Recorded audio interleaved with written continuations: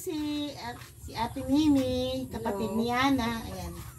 Nag-grocery ng gulay. Pinapunta ko siya dito para magkuha na naman ng gulay. Para may gulay na naman sila. O diba? Fresh na fresh ang gulay. Kailangan din yan ni Ana, fresh na gulay. Kumuha ka pa doon ng gulay, ka. Kukuha kami ng gulay dito kay Golden Macracia. Dito kami sa kusina. Ayan. Pinapunta ko kasi dito. Mag-harvest. Gulay mo yung ano. Ay. Ako na mag-direct. Ayun, ang gamit ko siya. Harvest ka, dali. Kalabasa. Maano pa itong kalabasa. Oh, malawak. Dito, malawak. Oh. Kuha ka ng talong. Kung anong gusto mo, basta kuha ka ng talong. Ito ang aking liit farm. Ayan. Ayan siya. Si Nini kumukuha ng mga gulayin ni Golden Macracia. Nag-harvest. Harvest muna siya kasi wala silang panggulay doon. Alam mo na, dito sa baba maraming gulay. First na first ang gulay. Kailangan sa ating katawan yan. O, diba? O. Ito mga alaga ko. Ang dami kong mga alaga. Ayan si Aling Nini. Kumukuha ng mga gulay. Mamaya pupunta tayo sa Cancun. Cancun. Ganyan. Ay, papatula oh.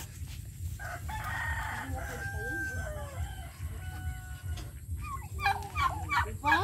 Tapos sili. Ang sili ay pang igado. Oh. Ang mahal ng karne. Dito na lang tayo sa gulay. Hindi mo dadalhin sa school?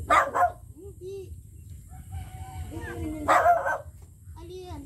Yung mga pinagluto mo sa... Ay. Tapos, pupunta tayo sa Cancungan. Let's go! Cancun tayo. O, dali. Cancun. Halika na. Pupunta tayo sa Cancungan. Muna na yung isang yan. Dali natin tong kutsilyo. Pangalan ko, tubig. Ang daming tubig. Dali, nasa na yung butas ko.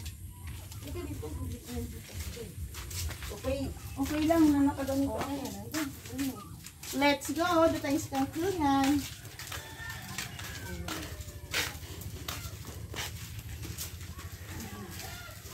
At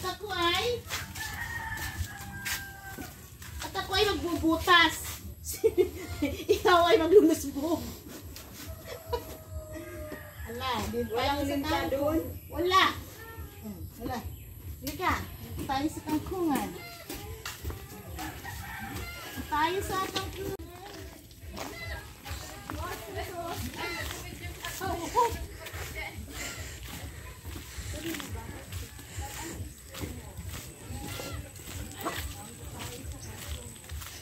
Malapit lang ang mga kangkong dito ni Ate Chloe. Para sa lahat ang kangkong. Okay rin sumuha dyan kahit mga ano. Ang pangmay-ari. Mahingi na kangkong. Oo, bahala